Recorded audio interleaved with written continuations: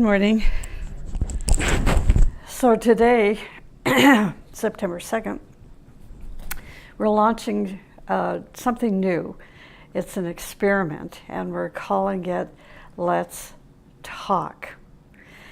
So the idea behind this is to give us a sense, more of a sense of intimacy with the teaching and with one another, from the webinar and locally. It may work, it may not, but from my point of view, I love to share the teaching. I love to stand up here and just, plow into different aspects of the teaching that gives me joy and gives me a sense of purpose and a sense of direction. But I don't get feedback. Once in a while I'll get an email here and there, or somebody will, locally talk to me about what they heard from the Sunday talk. But it's rare. And so I thought, well, let's try this. It may or may not work. If it does, it will be wonderful. If it doesn't, we'll try it again later on down the road. So this is the premise. It'll last about 5 minutes, 5-6 minutes.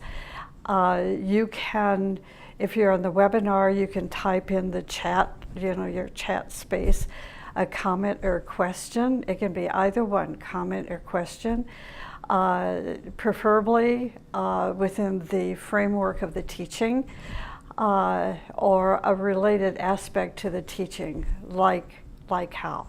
Like this morning on the way over here, I was listening to Sirius XM radio and the TED Hour. And of course, I don't get to hear the whole thing. I just hear partial of it. But I was really excited about what I listened to. And so I thought, well, I'll share a little bit of it and during the Let's Talk session. And it was about a story about this man who, an archaeologist, and he's written a book called Hot River, something like that. And the ultimate situation with him was that through his aunt, he learned about this river in the Amazon jungle that was hot. It ran hot. And usually, we're talking about, 190 degrees in temperature. So anything that drops into that river dies. Usually situations, a phenomena like that occurs in an area where there's turbulence, like a volcano, and there isn't any in that area. So he went traveling. His aunt had a lot of contacts with shamans in that area, and ultimately he was taken with his aunt and a shaman, and indeed found this hot river. And the way he talked about it reminded me of my experience in Mongolia. It's this pure, of course there's no lake, or hot running river in Mongolia, but it was pristine land. It was so beautiful and so sacred and so incredibly wonderful. And so he was talking about sacred space and how archaeology knows, and they're trying to discover, and they're trying to bring in more volunteers to look for sacred space or hidden space all over the planet. And so that's going to take me right into an idea I thought maybe we could chat about this morning, which is our divinity. So to me, this is a river of divinity. It's like the Himalayan mountains are mountains that give us a sense of what divinity is all about, something pristine, something beautiful, something very pure. So Master Morya, let me quote him. He said, "In the soul of man, in this great world within us, divinity dwells. The soul of man is the greatest evidence of divine creativeness." So if we have this divinity within us, and the planet has divinity within itself. So I just thought it was interesting how everything tied together as I drove over here this morning. So, and one other idea. In the Virgo Zodiac newsletter this month, I wrote the goal of Virgo is to manifest the concealed divinity within the form. And then, you know, as synchronicity would have it, when Aretha Franklin passed, the Barack and Michelle Obama office released a statement, and I'm just going to quote one line from that about Aretha Franklin, and it said, for more than 6 decades, this is the Obama and Michelle, right, for more than 6 decades since, every time she, meaning Aretha Franklin, every time she sang, we were all graced with a glimpse of the divine. For more than 6 decades since, every time she sang, we were all graced with a glimpse of the divine. And these last few days, as some of us have been tuning into the various memorial services for John McCain, we were once again seeing, you know, the divine within a human being coming into manifestation. So that's what I would like to focus on this morning, unless you have another idea. Terry. Okay.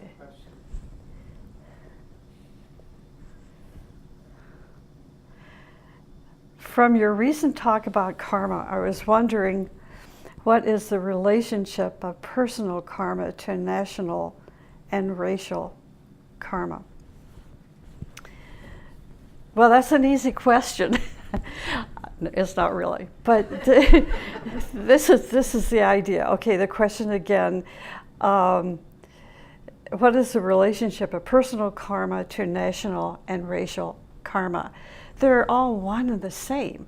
We're not separate.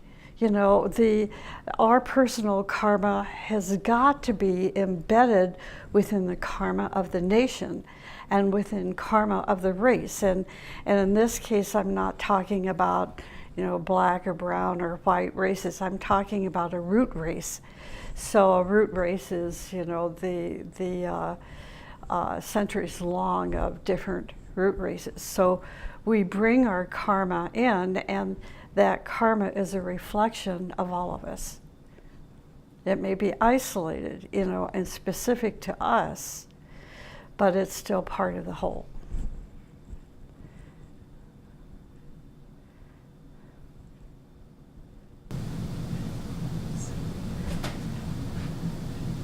Okay, is that it? I had a question from a previous lecture too. Okay. It was from the spiritual leadership lecture. You have to speak up so that the microphone up there can... It's from the spiritual leadership lecture, and one of the points said, try to make people free, but not before they are ready. Right. Can you elucidate? Yeah.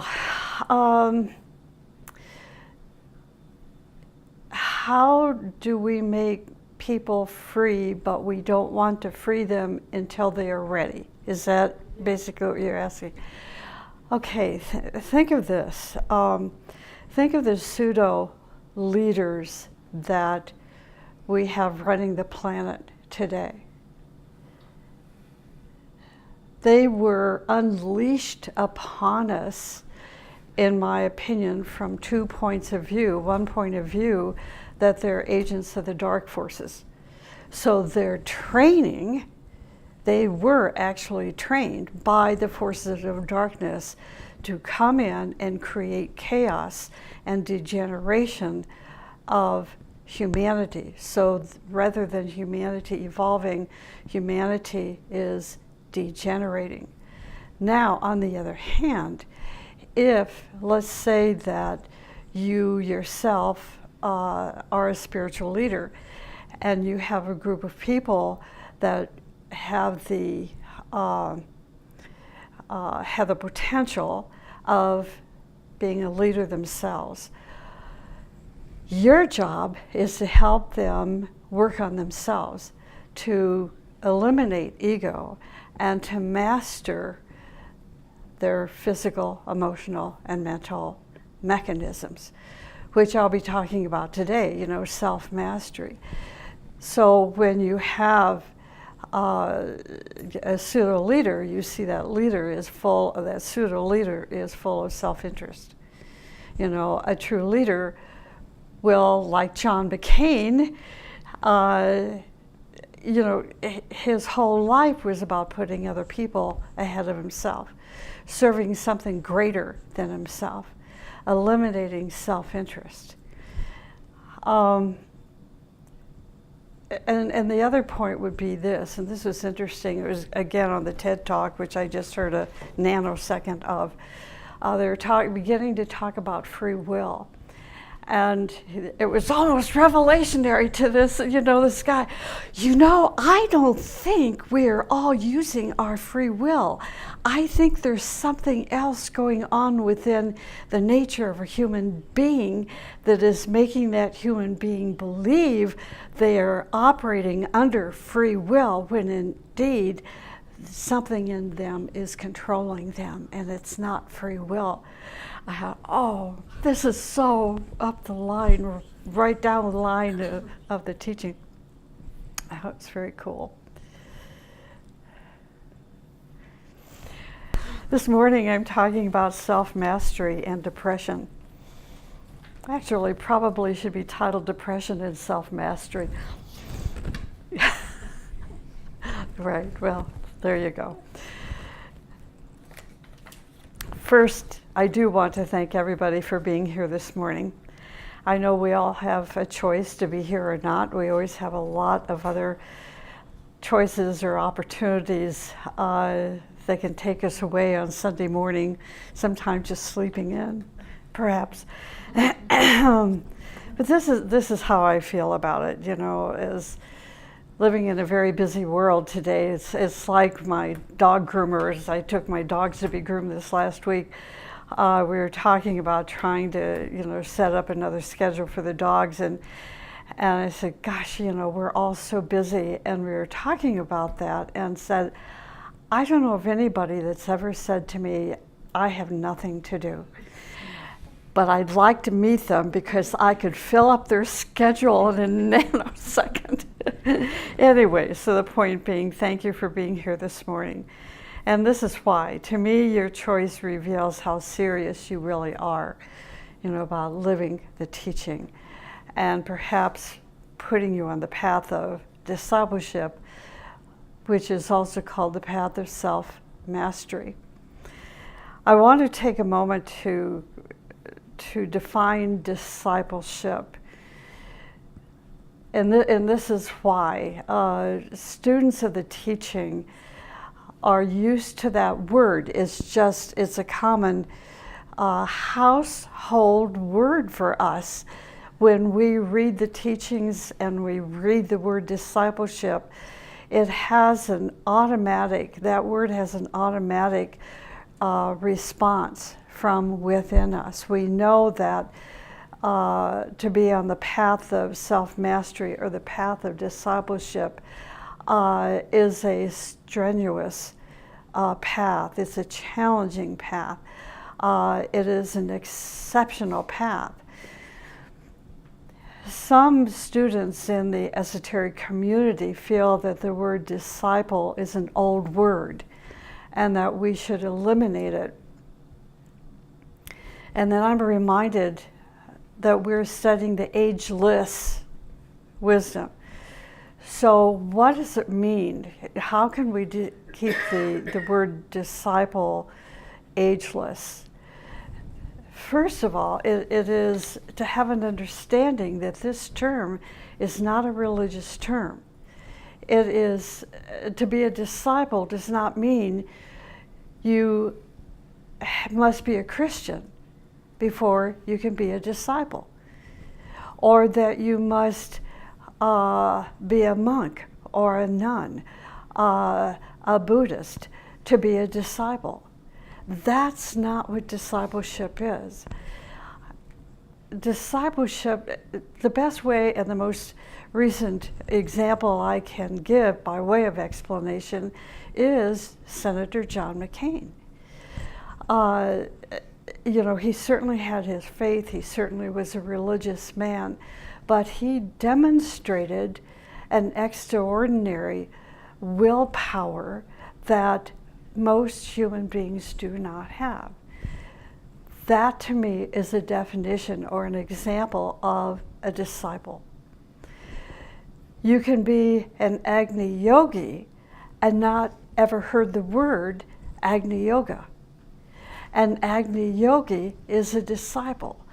These are people who have, over a series of different incarnations, have dedicated themselves to Christ, dedicated themselves to hierarchy, and they are sent to this planet to serve the greater good, to serve the common good. And thus that makes them extraordinary people, because their life is not about self-interest. It's about the greater good, and that's discipleship.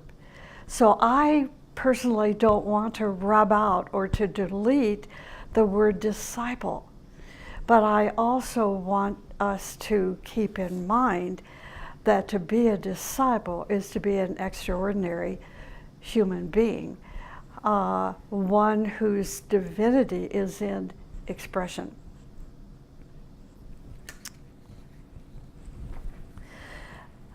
And then one other point for us to think about in terms of discipleship, that a disciple needs to have enough freedom from personal karmic debt. I found this interesting with the question from our webinar supporter, and he's on almost every Sunday. Here he is asking about, the difference between personal and national and racial karma. Whether it is, let me keep it to personal karma, because if our personal karma is so heavy, then our life will be engaged in trying to eliminate our personal karmic debt. Discipleship, a disciple must try to pay off their personal karma before they have the freedom to serve the greater good. So we must have enough freedom from personal karmic debt to enter the path of discipleship, the path of self-mastery. So that's kind of the introduction, and let me give you a definition of self-mastery. This is very simple. And then I'm going to be talking about a little bit more about self-mastery and how we want our three bodies to follow the lead of our advancing soul, the advancing soul, as opposed to following the dictates of other elements that are leading our physical, emotional, and mental body, which leads us then into depression. So this is by way of a bit of an introduction, and then I'm going to get wholeheartedly into depression.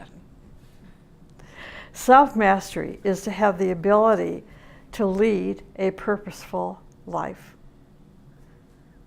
Self-mastery is the ability to lead a purposeful life, to make your physical, emotional, and mental mechanisms follow the lead of your enlightened self. To make your physical, emotional, and mental mechanisms follow the lead of your enlightened self. Most of our bodies, our physical, emotional, and mental mechanisms follow other leads, other masters, which I'll talk about a little bit later. But real mastery is to make our physical, emotional, and mental bodies be led by our advancing soul. Real mastery is to make our physical, emotional, and mental bodies to be led by our advancing soul. Now, this is a seed thought. I'm going to repeat it 3 or 4 times throughout the talk this morning so that you can really think about it. Think, what does it mean to have an advancing soul? If our soul is not advancing, does that mean it's not leading our physical, emotional, mental body? See, these are questions, to ask. And why do you ask these questions?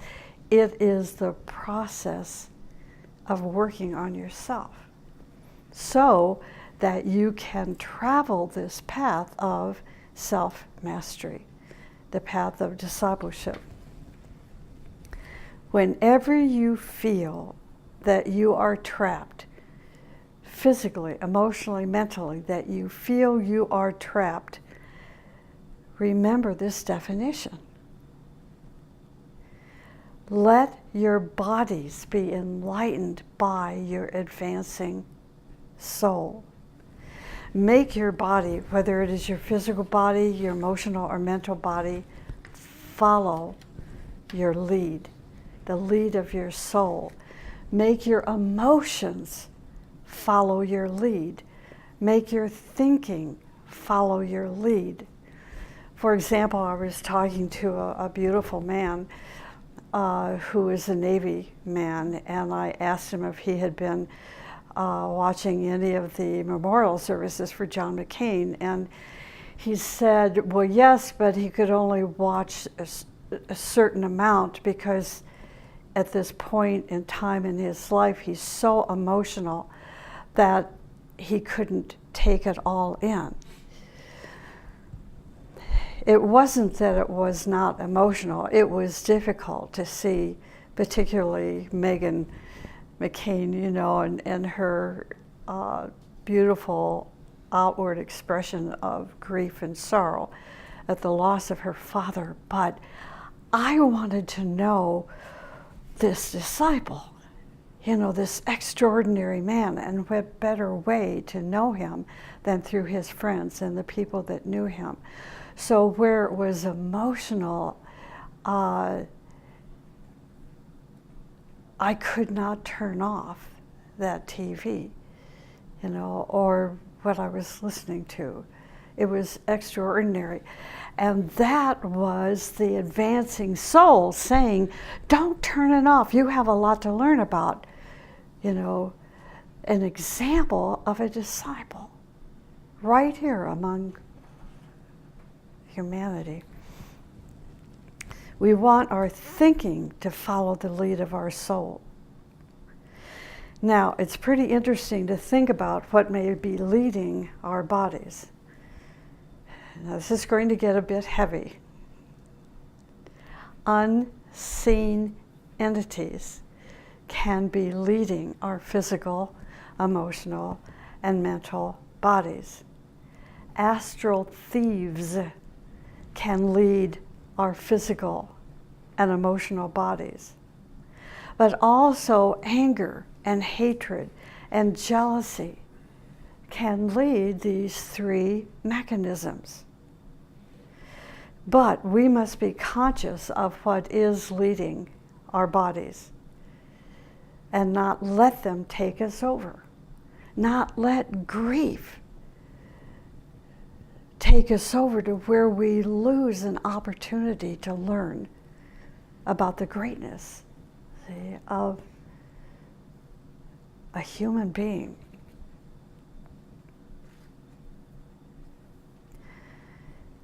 not allow them to control us. Possessions and obsessions and even bad habits can lead us. We need to make our physical, emotional, and mental mechanisms act in a way that we have health, that we have joy, that we have prosperity and success and wisdom, not only for this life, but lifetimes to come. It really is possible for this to happen, but we have to work on ourselves for it to happen. We must let our enlightened self lead us. If we are really leading our mechanisms, we are going to have joy. We are going to have health and happiness. But if we are not, it means that our bodies are leading us, or those unseen entities are leading us, or that the astral thieves are leading us, our physical and emotional bodies particularly, or that anger and hatred and jealousy are leading our bodies. This is very deeply psychological. So if you're a psychologist, listen. As long as we follow the bodies, we will not have joy, happiness, and success. It'll be transitory. Prosperity, enlightenment, and victory, we will not have them. When these things happen, we are losing ourselves to earthly matter. But when we make our bodies follow the lead of our advancing soul, then we will have health. We will have happiness and success and prosperity and joy and mastery. This seems like such a simple formula. But once you start practicing it, you know, it's like, what are those fishes that run up against the salmon? You know, we're going to be going against the tide, you know, against the natural current of humanity, the flow of humanity. So, it takes a little while to apply the formula. It takes working on ourselves and serving something or someone greater than ourselves. We are living in a world that makes depression almost unavoidable. Through chemical pollution, through radioactivity, through long and short waves, toxins in our food, wars and upheavals, and being bombarded by negative people, negative media, terrorist attacks, financial problems, mental health conditions, and more. Being belittled by others, or attacked, or having your sense of purpose attacked, and so forth, we naturally will fall or feel depressed. It's almost unavoidable. So we must really know what depression is and how to avoid it and how to conquer it. So that's why I wanted to talk about depression this morning. Let's arm ourselves with the knowledge of the dangers that depression causes. The teaching exposes the four main dangers, which the teaching calls the four evils. Disciples, Agni yogis, those traveling the path of self-mastery must really know what depression is. Spiritual leaders must really know what depression is. Depression prepares a person for obsession. Depression prepares a person for obsession. Depressed people invite obsession. This is so important to know, psychologically, psychiatrically, philosophically. When we really meditate and go deeper into the underlying cause of depression, we're going to recognize those who are in depression, who are under the attack of obsession, which leads to depression. Obsession takes your own free will. See what this guy on the TED Talk this morning, just touched the tip of the iceberg. That the teaching has reams of information about. Obsession takes our own free will from our hands and mastery and makes us to be used by other forces. Obsession is when other people's thoughts and glamours and habits control you. And I can tell you by firsthand experience, when you are around an obsessed person, they can pull you into their dark hole. I've been there. It's very scary. The fortunate thing for me is I recognized what was happening and I removed myself. And I have done this. I'm thinking of this one particular situation. It was by a very, very close friend many, many, many years ago, and family member. And it was like a tidal wave that had just picked me up and was pulling me into this dark hole. It was quite frightening, except that I knew what was happening. I was observant, I was aware, wasn't hard to miss, and I got out of it very quickly. The other few people that I have been around that have been obsessed and that were coming after me, I had to cut my ties. That's the way you have to do it, unless you are well trained to handle a person like that. And that would be called sacrificial service. So obsession is when other people's thoughts and glamours and habits begin to control you. The next point has to do with the content of your subconscious mind. There is the higher mind and the lower mind. The lower mind is the subconscious. Depression releases the contents of the subconscious mind. Many attacks that you feel are not coming from other people. They are attacks from your subconscious mind. Because the subconscious mind is full of horror, defeat, anger, revenge, failures, and all kinds of craziness. All troubles, all memories of pain and suffering are collected in the subconscious mind. When you are depressed, this is what happens when you are depressed. The guard of the gate of the subconscious is asleep and weakens. And it is then that the subconscious starts to release itself, because there is a tremendous pressure in the subconscious to slowly release itself. When it releases itself, it pollutes your consciousness and makes you confused and irresponsible and disoriented. You do not know what you are saying or what you are doing because the subconscious starts to control your mechanism.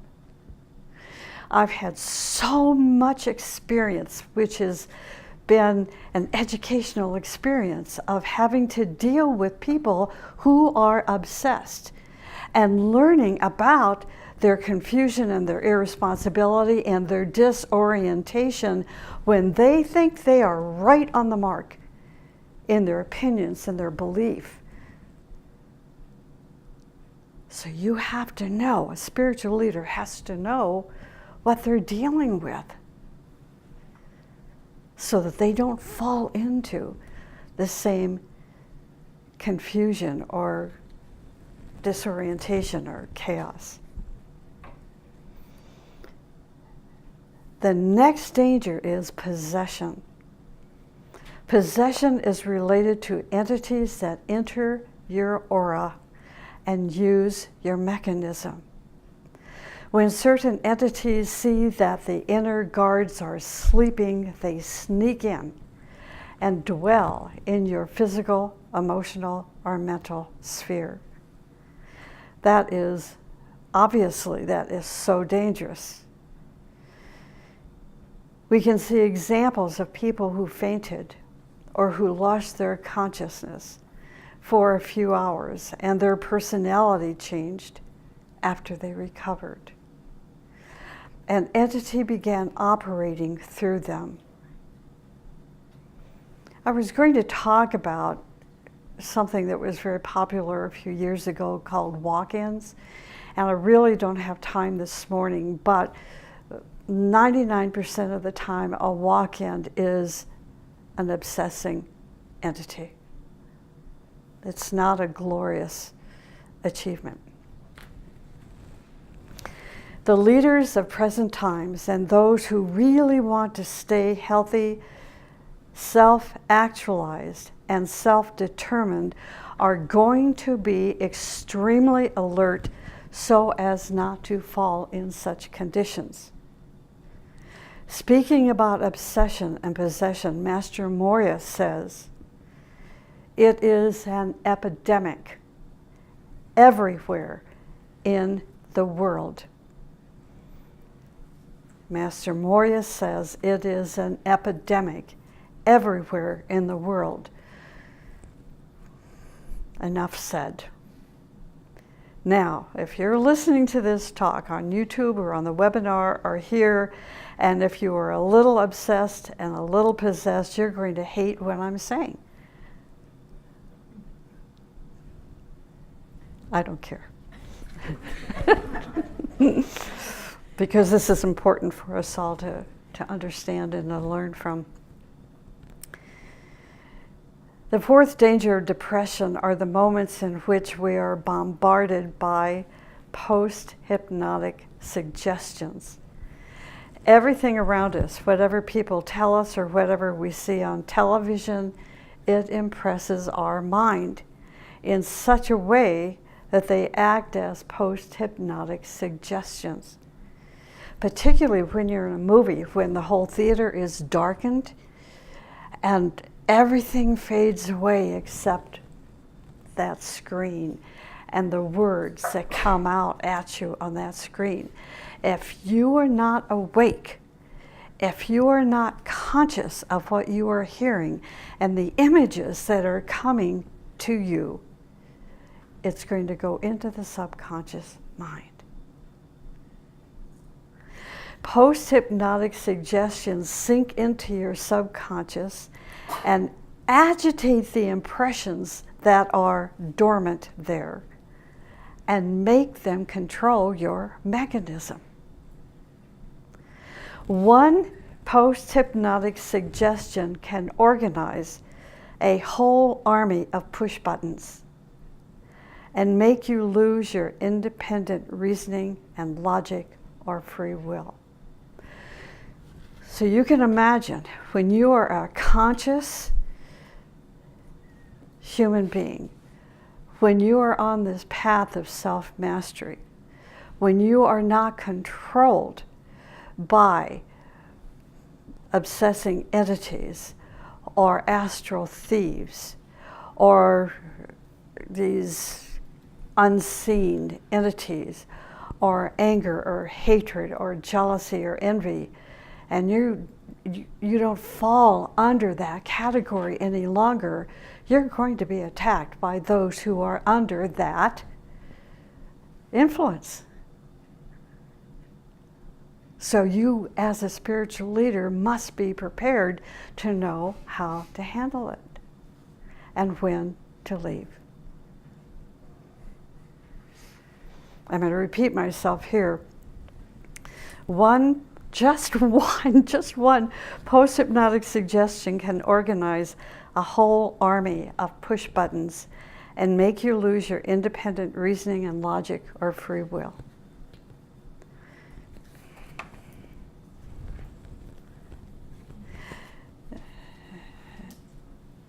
So let's go back to the idea of you're watching a television program and your consciousness is in a certain percentage sunk down because of the painful events in the program.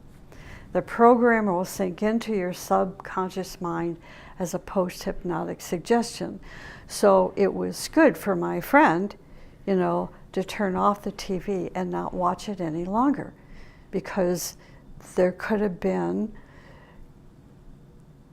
elements that he heard or saw that would trigger certain things in his subconscious mind. Now, what happens when that occurs a few days later, we're going to start acting out the most impressive parts of the program, and we're not even aware of it. We can catch our behaviors if we previously decide to observe our behavior after the program. So there are 4 results of these 4 dangers. So I'm going to rush through these because we are definitely going to run out of time this morning. We're going to go over. First, we make wrong decisions. When we are obsessed or possessed, when we are flooded by our subconscious elements, or when we are under hypnotic suggestions, don't make a decision.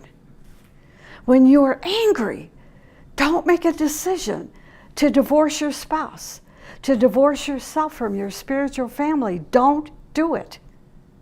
Don't do it. Something else is making you make that decision, not your enlightened soul. So don't make a decision when you're depressed. If you're going to make any decision, make yourself really high and inspired with joy. Not pot high.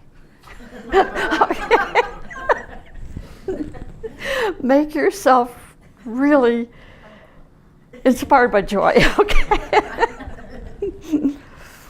The next danger is where you can develop indifference toward your duties and responsibilities and slowly fade away from the field of your labor. You just don't care anymore.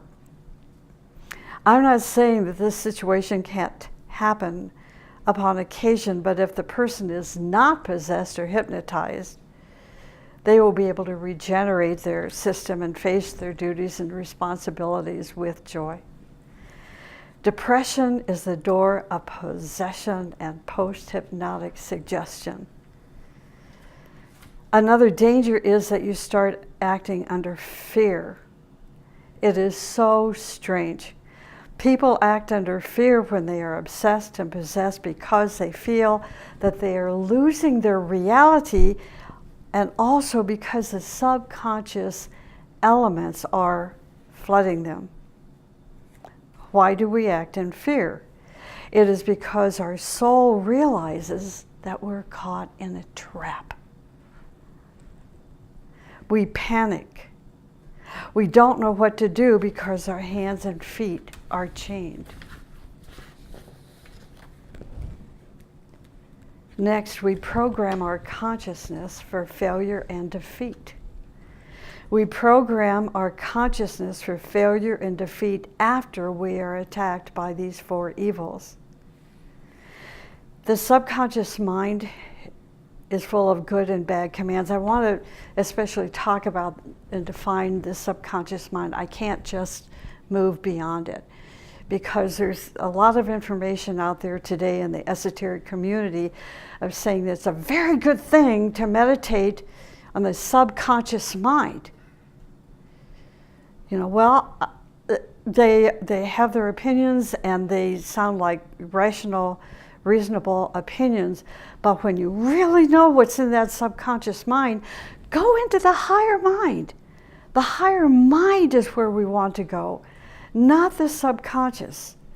So even though the subconscious mind is full of good and bad commands, these commands fell there when we were in a moment of unconsciousness. And for some reason, we cannot go into the subconscious and bring out only what we want. But it happens. What brings things out of the subconscious mind is when events outside occur that has an association with the content of the subconscious and then forces them out, forces the conditions. These contents then come out. But the contents of the subconscious in general are negative and painful, because it is in painful, negative, horrible, dangerous events or moments that our consciousness turns off and the subconscious takes over all these events. The subconscious is the seventh, sixth, and fifth levels of the mind, starting at the bottom. The conscious is the fourth level of the mind, and the unconscious part of the mental body is the third, second, and first levels.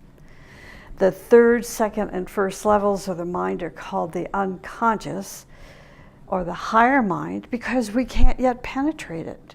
So it's unconscious to us. Still operates, fortunately. We do not know what is happening in our unconscious until we have built the antakarana bridge. When the subconscious things or commands start to come out, we can get rid of them if we are conscious. If we are not conscious, they're going to have power over us. If we are conscious, they do not have power over us, and we can stop them. When you are depressed, your real consciousness is depleted.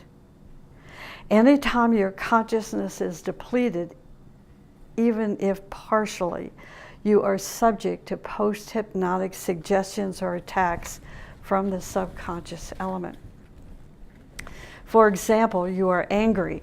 If you are angry, your consciousness is aware only maybe 70 or 60 or 50% or 40%. In the percentage that we are not conscious, the subconscious elements can sneak in. And this is what Christ referred to when he said, always be watchful and awake. Once you drop anything into the subconscious, it repeats and repeats and repeats until we gain mastery over it.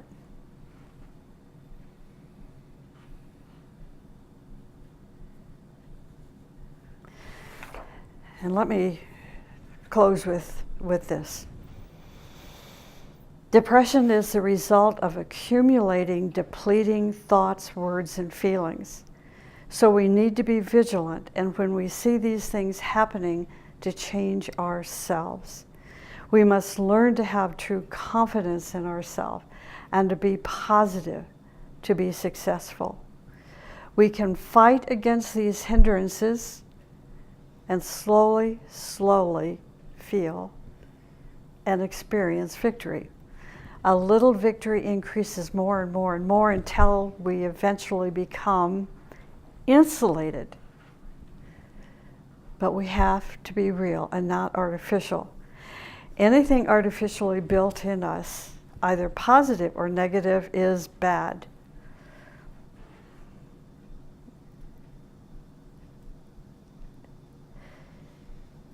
O self-revealing one, reveal thyself in me. There are no cosmetics here, nothing artificial. So some people think that if you admire someone and try to imitate them, then you're going to become like them. But this is not how the teaching defines imitation. The real meaning of imitation is not to copy something, but to call forward from the depth of your own greatness, similar greatness. If you have deep admiration of a great image, the greatness that is within you starts to activate itself and come into actualization. It brings your divinity into actualization.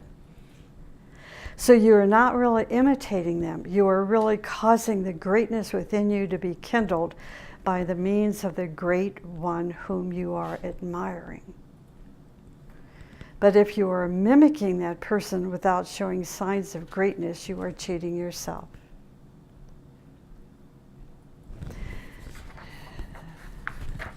So, I could give another 4 or 5 talks on depression. It's such an incredible subject. And I wanted to close with this, a little different note, but not, about John McCain. As I was learning about his 5 years, of torture, and subsequently how he came home and rarely talked about that experience, except with close members of his family, but he didn't dwell on it. And you look at how honest he was, how humble he was about his mistakes and sometimes poor decisions.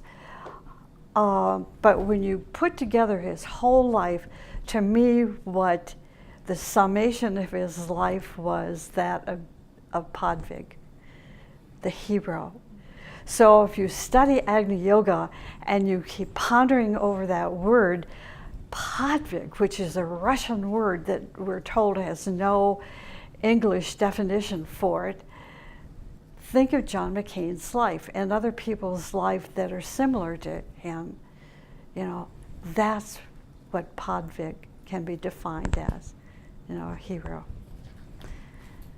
Okay, thank you for staying with me this morning with this, and I'm sorry for going over, but I think it was something we all needed to hear